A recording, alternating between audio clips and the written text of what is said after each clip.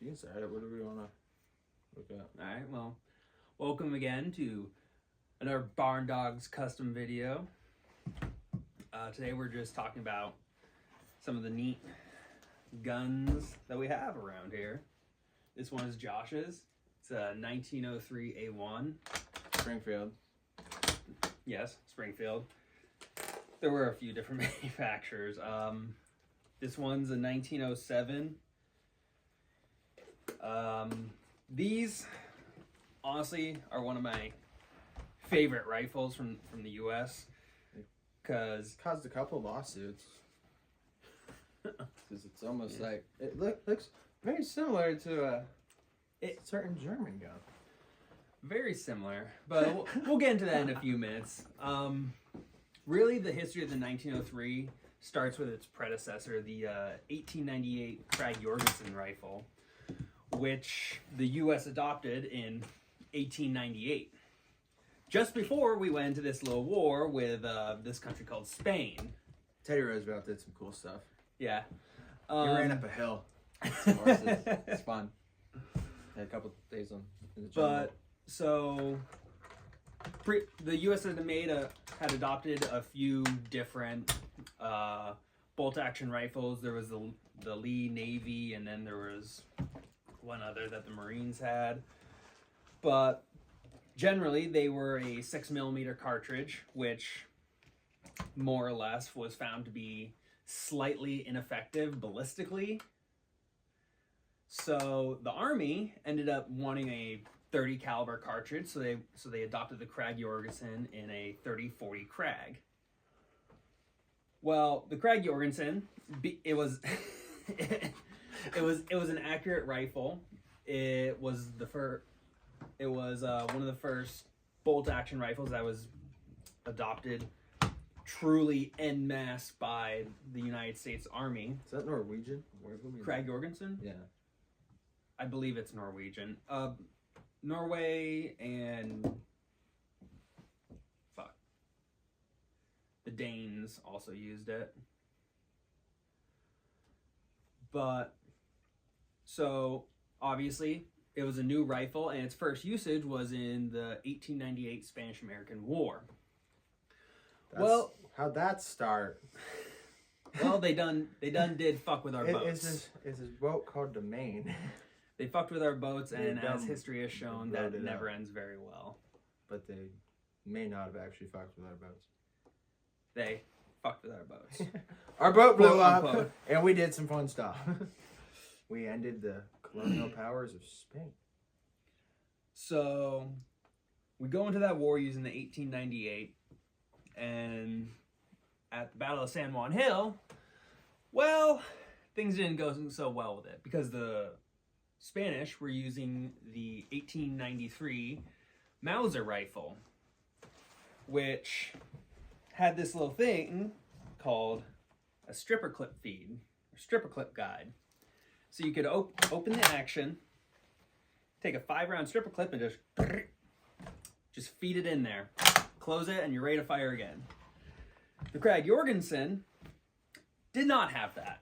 It had a single load, one bullet at a time. You had to load it one bullet at a time from a side-loading magazine. So you had to sit there, put one in after the other, and then you were ready to go once you had it all closed up. So the Spanish, with a force of, I think it was about 500 men, were able to hold off a contingent of U.S. Army troops numbering about, I think it was like 1,600, 2,000. Something like that. And they inflicted quite a few losses. It's a good number of lads. Yeah. And they inflicted quite a few losses on the U.S. So the U.S. was like, once we got done with the Spanish-American War, which we did win. Fuck those guys. Fuck them. We don't speak Spanish. Get the fuck out of here. No habla? No habla español, señor. So once we ended the Spanish-American War, We're like, hey guys, your gun's not that good. We're gonna find another one. a committee was put together to investigate the Krag-Jorgensen. It was found lacking. So Springfield Armory took a few years, and they put together this bad boy, the M1903 Springfield. They copied someone else's homework and said, "Yes, give me an A." Well, they initially took those 1893s, that Mausers that they captured, and they were like, This is pretty good. this is pretty good. I like these. Really good engineering. I wonder who made it. Maybe probably some smart people. Das Gewehr. Das ist gut. And so they copied it, which a few years down the line caused a few issues. But anyway, we had a brand spanking new bolt action rifle in service, the 1903 Springfield, initially chambered in 30-03. About 3 years later, they switched over to the 30-06. The difference being 30-06 is a Spitzer round, so it has the pointed tip, better ballistics. And those are the rounds that have stuck around since then. This is a 30-06. This is a modern hunting round, not quite what they would have used, but 150 grain. yeah, more or less. So it's But not too much. Not gonna break it. Shouldn't anyway. I mean, that's a fairly strong action. No, the Especially early the ones bolt are action. actually weaker. Really? Yeah, it's like up until I don't remember the year. It might be 1909 or something like that. But the earlier ones, the steel's a little bit weaker, so you can't run powerful rounds. Oh, so you through it, can't or run like super hot rounds. Yeah, or it breaks it. Same with the Grand. Well, the Garand, I think that's mostly because of the op rod. Yeah, Tended to bend if you put too much Doesn't like high that. pressure rounds through it. doesn't like that. But where were we again with this? We're right. talking about the 30-06 round and its introduction in the military. So this became the standard round up until the 1950s, all the way World War I, World War II, Korea, and even into Vietnam. This was still used in these rifles because these served as sniper rifles with the Marines and the Army up until that conflict. Anyway, getting back to maybe a little bit earlier in the timeline. So Mauser finds out that the U.S. copied its action, and Paul Mauser gets a little cranky. He gets to be a bit of a sauerkraut. Hey, you guys, you gotta stop it. So the U.S. actually ends up having to pay patent rights to the Germans for the use of the Mauser style action that was in the 1903. And that continues all the way up until past the end of World War I. So from our introduction into World War I to the defeat of the Germans, we were still paying them to use these rifles against them. So yeah, a little interesting fact right there. Anyway, so Defeat. They surrendered. They wanted to keep going. Don't even. well, then why did they surrender? Bad generals. Keep going. So the U.S. used this in the border war with Mexico, the Pancho Villa expedition, Say, hey, you Mexican. Uh, Get back over there. the Banana Wars. These were used. World War I, and even into World War II, they made variants. Well, the Marines started off with these, didn't they? Yes, the Marines had these, and then they started World War II with the 1903 A3. Main difference being it had a different handguard, and it used a peep sight. So instead of this V notch right here, where you just line up the top of the front sight right here with the notch right here, you had a peep sight, which you'll see on like M16 iron sights, the M14, the M1, basically just more accurate, easier to pick up a target with and track it, just in general better. But they used that all the way through World War II. At some point, they did switch to the M1 Garand for their primary, but auxiliary units would still be issued this because we had so fucking many of them. Great rifle, really strong action. It is served alongside the M1917 rifle that was basically just a rechambered P17, British P17, and that was actually used in very large numbers during World War I as well, but this is what you'll probably recognize from that conflict. Anything you want to add? It's a better looking of the tip.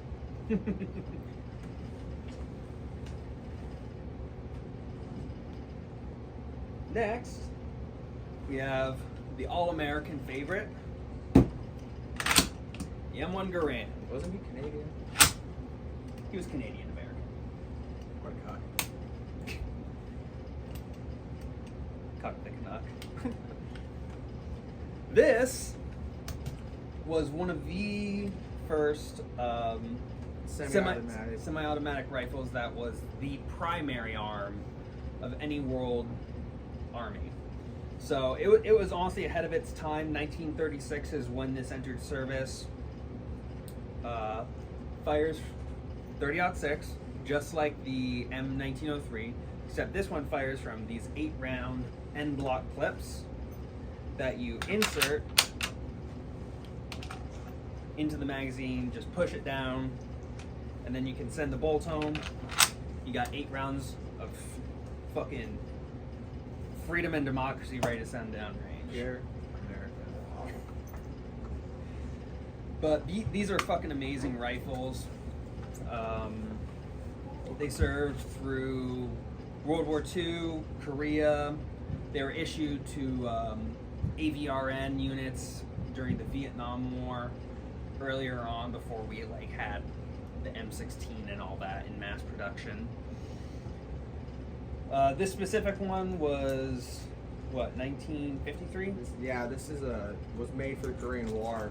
Was this H and Yeah, this is a H&R. H&R? Yeah, it was made for the Korean War, but the order took too long and the war ended. So it's too late for Korea and never did anything. So it is in good shape. It wasn't used much. But these also use the same bayonets as the 1903. Yeah, this is actually an original. This is 1900. Yeah, it's a 1906 bayonet. It was cut down for the Second World War to 10 inches from the original 14, 16, 14. But really nice. They're good. And you also have these. You said this one was. Yeah, so that's a Korean War era, where it's shorter and not quite as girthy. Yeah, a bit lighter. I'm sure they appreciated that. And it's more of a utility knife at that point. It's getting more towards just less hand to hand. You're not really doing the bayonet charge. They still did. Yeah.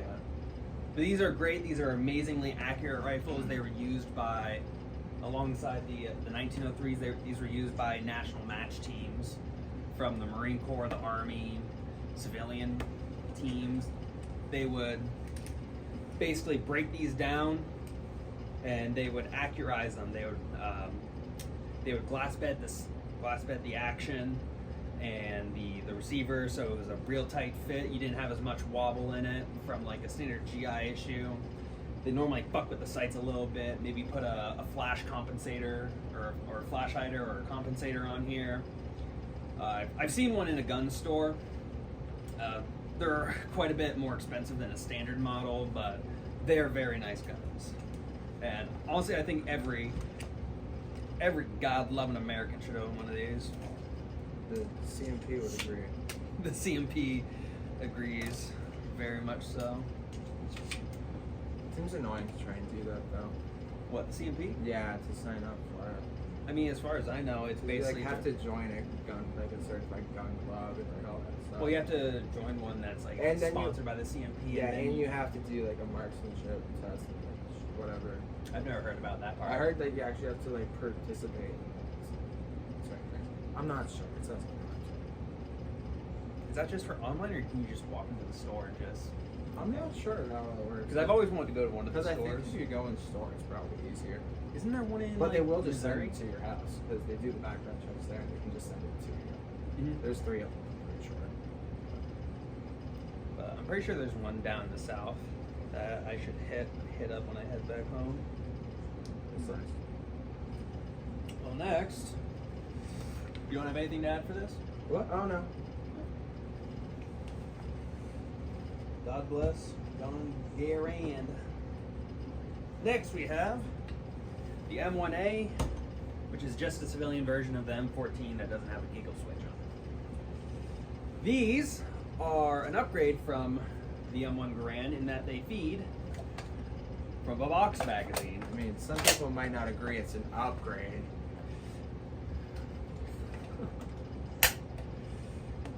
Yeah, well.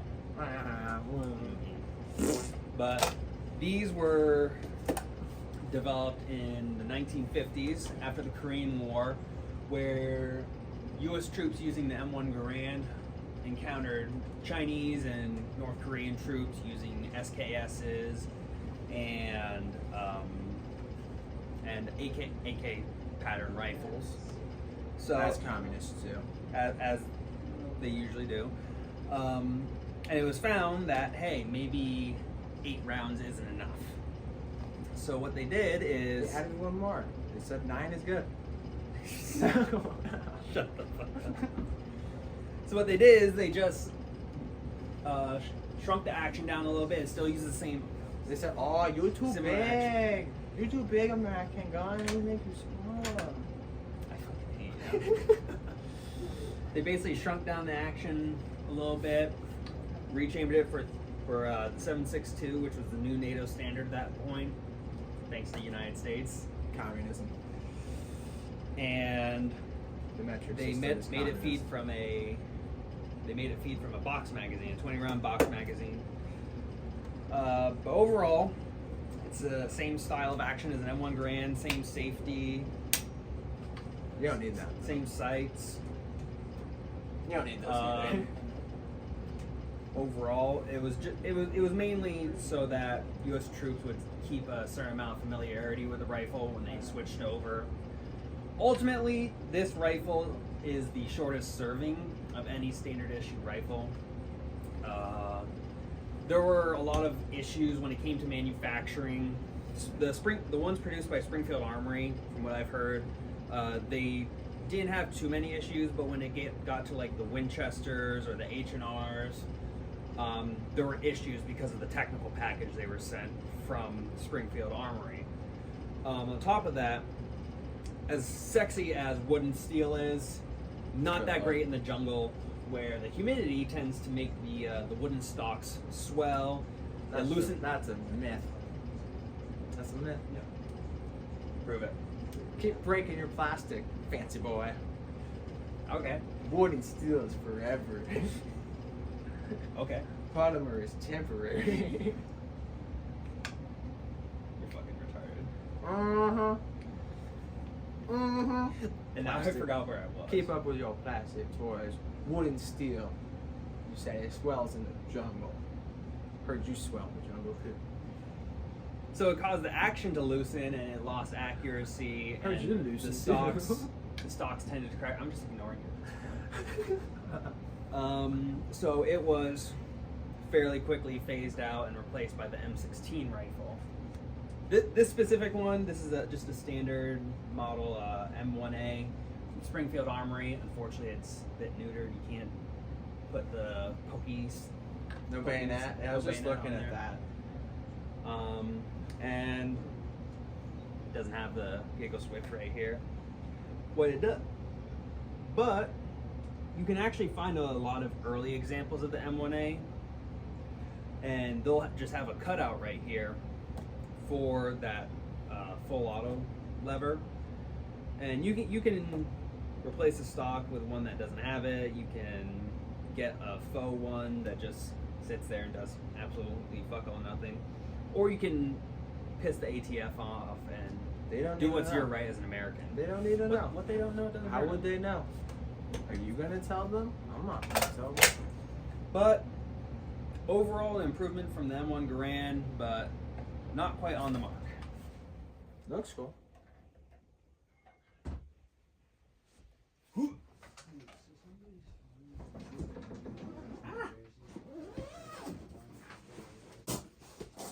Chocolate rain. Some stay dry while others feel the pain. Chocolate rain. I fucking hate you know that. Next up, we have this. This is an AR-15 from H&R. Those are scary. Yeah, scary black rifle. The news says those are bad. But this one is a clone of a M16A1. And these were some of the first examples of the M16 to enter service. There's the Colt 601, which was adopted by the Air Force initially. They were the first ones to adopt this pattern of rifle officially. And then later on, the Army would test the M16E1, and then they would make a few changes and officially adopt the M16A1 as a standard service rifle for the U.S. Army and later the U.S. Marines during the Vietnam War. So this was designed by Eugene Stoner, who was a Massive stoner. He was a gun designer. I mean, maybe if you worked for Keltec. No, they do more than we. Yeah, fucking ripping lines. Oh no, all that. They're up like angel dust and shit. It's not good. Anyway, Eugene Stoner designed this while he was working for Armalite, which was a subsidiary of Fairchild Aircraft Company, which designed and produced small arms. Fairchild, while having some financial difficulties at the time, sold the patent for this rifle to Colt, who then would go on to be the primary manufacturer for it for a number of years. This one is not neutered. It still has the bayonet lug on it. This takes an M7 bayonet. Can still charge your enemy. Exactly. It's fantastic. It brings you back to olden times. You know, It's a good way to stay in shape. form a C-section on their bussy. You guys do what you gotta do. But these were initially issued with 20 round box magazines, and some units during the Vietnam War were issued 30 rounders, but those were fairly rare to see up until you got into like the late 1970s and like early 1980s. Yeah, let's break this down real quick. Let's see what she can do. Super easy to take apart and clean. That's basically all you need to field strip it. You just gotta pop the bolt carrier out, charging handle. You can access the chamber, the barrel, the buffer system, the trigger system to get that all clean. These did have teething issues in Vietnam, obviously. The plastic actually did tend to crack because of these vents right here. Get too hot. Because this is a two-piece handguard. Right, it's split down the middle on the top and the bottom. And it would get hot, it would get smacked against shit. Like, fucking grunts will break anything and everything. You give it to them, they will break it. But overall, a fairly decent weapon. Its issues lied within the ordnance department itself. When this was initially tested by the Army and Marine Corps, they use a certain kind of powder, and then when they went to go, when they went to go issue it, they actually changed what powder they were using in the rounds. That's because of the politicians giving their buddies the government contracts, and they know that it's not the right quality. No, it was actually because of... God, fucking damn it. Because they already had a bunch of it already. Yeah, they already had a bunch left over. And they're like, we're not getting new stuff. We already have it. Yeah. They're like, hey, why pay to manufacture hundreds of thousands of millions of new rounds when we already have this powder laying around? So we're just going to use that because it's cheap. Well, it caused more fouling in the barrel, and I believe they forewent the chrome lining in the earlier rifles. On top of not being issued with cleaning kits, because it was a self-cleaning rifle. There's no such thing as a self-cleaning rifle. That's just politicians being fucking retarded. We're like, actually, we know more than you do. Yeah. But eventually, towards the end of the war, they ironed out these issues, and they got a pretty good rifle going. Later, that was upgraded, different handguard, more durable. It was changed from a full auto, a semi and fully automatic fire system to a semi-automatic and 3-round burst. Was the M16A2 full auto or 3-round? I thought it was full auto, but I'm not sure. I don't fully remember. I have to ask one of those crazy Vietnam vets. There's a bunch of them on the corner. You might be able to stop one. They're asking for change. But anyway, like, sir, do you have a moment? Anyway, so ever since I think it was 1965, this has been in service with the U.S. military. Even today, when we're upgrading to a whole bunch of fucking wacky ass SIGs and H&Ks, these still serve, whether it's with reserve units or POGs or whatever. No, they can still kill a communist. That they fucking can. Goddamn Russians don't know what hit them. They're out there with a Mosin. And for the last thing we have today, this is the final variant of the M16. This is the M16A4. This is set up in the configuration that the Marine Corps uses it to this day. Differences being from the M16A1, it has a heavier profile barrel, and the compensator or flash hider has this solid piece on the bottom right here to help prevent dust getting kicked up when you're firing in the prone. This one also uses a Knight's Armament handguard. These are a son of a bitch to find if you're looking to build one of these, but it uses a Picatinny system so you can mount grenade launchers, grips, fucking PEC systems, lights, anything you want. I have my sling mounted to this. This also uses a Trijicon ACOG.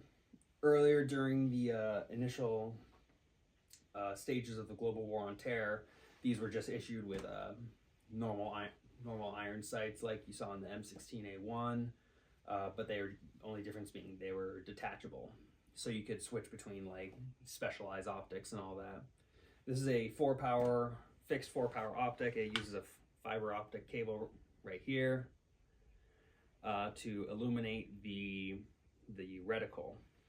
It has a flash kill right here just to eliminate any glint that may come up from the sun. Pretty bomb-proof optic. I like it. Others may not like it, but... Well, that's because they're a little bitch. Like you said. Yeah, exactly. And some people don't have good taste. Yeah, that's how they live. Overall, this being the final variant of the M16, this is it's a damn good rifle. The biggest problems with it are just in ergonomics, especially in the environments it was being used in, especially these places like Fallujah where they're going house to house, having a 20-inch barrel. Too long. You're basically lugging around a musket. The long ones aren't always good. It's not about the sizes. Well, you only ever hear that from the short ones, though. But later on, the M4, which is a carbine version of the M16, would come along. and it had I think like a 14.5 or a 14.7 inch barrel, which made it a bit more wieldy for vehicle crews, or just like even the infantry while they're performing urban operations. Yeah, that's pretty much all I got on this. Anything you want to add? It looks cool. I bet it'll kill some terrorists. Terrorists. I don't want to go to the desert, but if I did, I'd bring that. What's some other stuff you want to show them? I would take a look at this bad Larry. The BFR. Whether that stands for big frame revolver or big fucking revolver, The big I don't friendly really weasel. No, it's pretty cool. 4570, 10-inch barrel. Got a correct looking scope for it. Hard to find, annoying to pay for. instead of Some this little red dot. crappy little red dot. I mean, don't get me wrong, it's fine. But when you've got such a fine revolver such as this, you want something just as classy. And when you're looking at something made in America, God it bless. needs something made in America. So you go all out. What is this, an 8? 2.5 to 8. Let's go.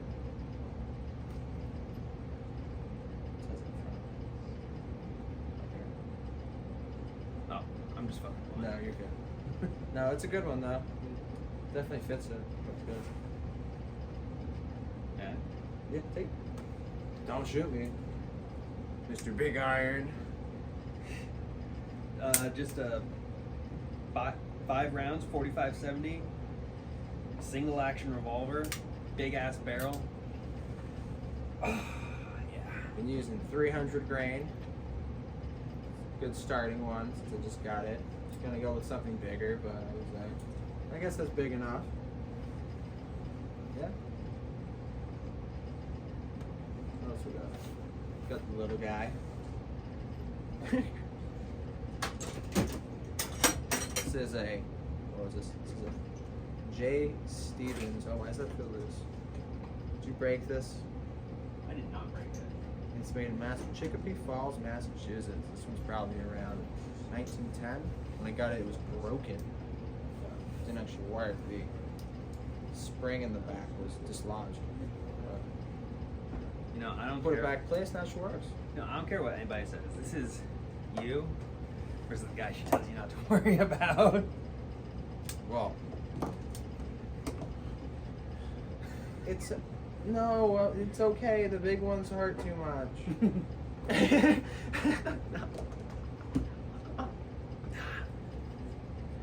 Nah. We got this one, another Stevens. This one's probably about 1915 to 1920. Pretty good, fun to shoot. Yeah. Yeah. We're gonna look at what's that? This is one of mine. His little baby. This is just He's like, this is all I need. He's got one finger that doesn't even go on the grip. It's like a British one. It's fancy. I mean, I know they stab each other over there, but if they were allowed guns, they would have their pinky down when they shot. Because it's fancy, classy. I don't know. Anyway, this is a Smith & Wesson 637. It's a J-frame 38 special revolver, 5-round capacity. Oh, that's only 5? Just like this. I carry it in this like little holster right here. And it fits Not much. right between his butt cheeks perfectly. Yeah, I zap carry that bitch all the time. Then we also have this one right here. The Walther P38 made in 1960. It's been shown a couple times. Jams every time. But when it works, it works. It's pretty fun. Didn't jam when I shot it. No, it's usually just when you load it. If you don't let it snap back hard enough. This doesn't. Peanut butter, jam. Oh, I made a sandwich. Actually, interestingly, before he got this one, I did not realize that the Walters had a safety decocker. I did not realize that. I've heard some of them have issues for when if they're loaded and you put that on, they will go off. sounds about right. Which, I mean, if it... Is that like year dependent? fine. Because I could see that being the case for something that was cheaply made at the end of World War II. I think it depends on how used they are, Okay. how worn out they are. That also makes I don't sense. think it's like all of them, but I've heard, like I've read some shit about that. Yeah. What else we got here? So, all the rifles. Not all of them. I'd bring out the 1895. That was the last modern Winchester lever action design. Because after that was that John Browning. He's like, I want a percent, instead of just selling his patents and his designs and stuff. He's like, I want a percentage of the sales. And they're like, we are not going to do that. Yeah. We are not paying you that much. So he's like, yep, that's it. But this one is Josh's also. This is a Model 94, made in 1971. So it is a stamped receiver instead of a milled receiver. Some people don't like it, so it's not as good, but $220 was, what are you gonna do? yeah, pretty solid. Many of these have taken many a deer over the years. Every time I shoot it, people are like, what are you doing with that BB gun? Then I shoot it, and they're like, why the fuck is that so loud? It's a 30-30, you moron. What But did you expect? These are beautiful. We've been looking You for have one. Yeah, but like I we want a both have pre-64. post 64s. No, you have a pre, I thought. No, so they fucking lied on the tag. It's a 1965 after I looked up the serial number. That's how I figured out what mine was. I Yeah. looked it up on the registry or Anyway, whatever. so what happened after 1964 that kind of happened to these rifles? They were stamped receivers. What? There's more to it than now. What happened in 1963 that changed the whole world? Well, Something in Texas. Listen, this is Something about school books? I'm not sure. this is a Winchester, not a Carcano. Stay on top of it. It's not one of them Dago guns. It's not that greasy. It's fine. It does work. It works. It's not gonna break. It doesn't need Anyway, so- olive oil to function. Okay, so anyway, what's the difference between the pre-64s and the post-64s? I don't know. You Just oh, the finish? Or No, like, you're always going on about pre-64 this, pre-64 Oh, that. it's because it's a milled receiver. It's a solid block. They're heavier. They're supposed to be stronger. Well, why did they switch from milled to It's stamped? cheaper. Cheaper? Yeah, they just cheapened. They made the production process cheaper. I mean, they still work just as well. It's just not as heavy. It doesn't like people just like them. It's stronger, obviously. Yeah. And obviously, this is gonna have a plastic butt plate, unlike the original brass and steel ones. And the finish isn't the same. It's a different process. It's kind of closer to like a nickel or like a chrome plating because it flakes off. Yeah. But I mean, it's cheap enough. It shoots well. Yeah. What are you gonna do? You paid like what? $220. That's it? Yeah, this was the first gun I bought. Yeah, no. I thought you paid like something like $300. Nope. I went in the store and they had two of them. One was $240 and one was $220, and I was like, well, I got $250. I was like, I want to buy a box of ammo. So I got this one. It's cheaper. The finish was a little worse, but the wood on it's Yeah. The wood on this looks awesome. great. It looks really good. What's strange on the one I have is like, I don't know if the person who originally bought it did this, but there's a small little compass right here. Do you Yeah, remember they that? would have put that in. They used to drill them in. That was like a special model or something? No, it's the person would have done that. Oh, they would have done that? Yeah, Okay. you wouldn't have bought it from the factory. And I mean, if you had, it would have been like an engraved one. It probably would have been some special one, I'm sure. Would have looked a lot nicer than that one does. Yeah, it would have been some special edition. Because the normal ones are just like this. They're just standard. No, but I would not like if I could find a nice like original one, 1890 something octagon barrel. That would be pretty sweet. Yeah. Because I know they made I mean, some longer ones too. The octagon barrels. And then just, there are different options for the magazine too, where you could have a shorter one and stuff. And the look of it is kind of interesting. It's shorter. So the octagon barrels, do those have any like benefits to like accuracy? Because you have like a heavier barrel, maybe changing the barrel harmonics, anything like that. They're that gonna. you know of? I mean, they're gonna be a little. They're stronger. It is heavier to hold. I'm not sure if they're any straighter. But you know, it's kind of the same. Yeah. I mean, like aesthetically, they look good. and it is a stronger piece of steel. But I don't think it's got like a bunch of benefits. Other than that, just used to be an easier way of making. Yeah, so because it was either just a cut straight lines Yeah. into. And it is a lot thicker when you have them like that. Because if you think about it, when you're milling down a barrel, it's going in a circle, so you're knocking all of those edges off, so it's actually going to weigh less. But nothing breaks again. No, it didn't break. It's just rough. I want to shoot this in the dark. Just to see the muzzle flash. Yeah. And I have to let Will shoot. Dumbo.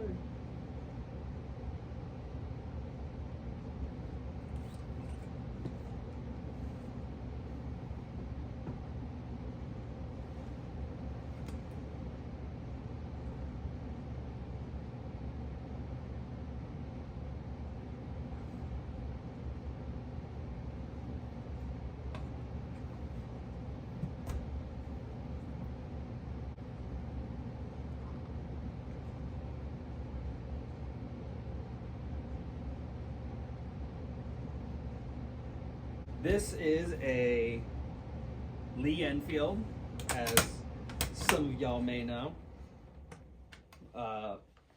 British by design, but this one is actually an Indian rifle. Initially based off the Still smells like curry. initially based off of the Lee Enfield #1 Mark III. This was made at the Ishapur Arms Factory in India. These were either original Lee Enfield rifles or new production Lee Enfield rifles that were chambered for 7.62. And one of the best ways that you can really tell, besides just looking at the stamps, is the magazine, because this doesn't have the rounded front of the original 303 British magazines. But this is our friend Nathaniel's. I don't know much about it. It's a 1967.